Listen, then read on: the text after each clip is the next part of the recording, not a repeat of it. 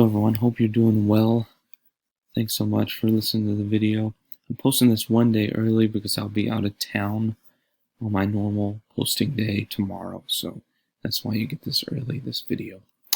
In regards to your due date for your APA research paper, make sure you finish that by November the 6th, which is Sunday.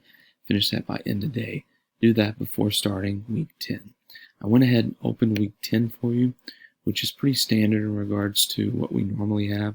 Week 10 talks about workplace law and ethics. In week 10, of course, you have a lecture video, and then you have a lecture question, and also review questions, which are due. So pretty much a standard week. The main thing, though, I want you to concentrate on is making sure you have your legal research paper finished. Get that done.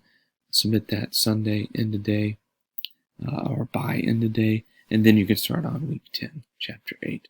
Hope you're doing well. Thanks so much. Appreciate all your work. And if you need anything, reach out.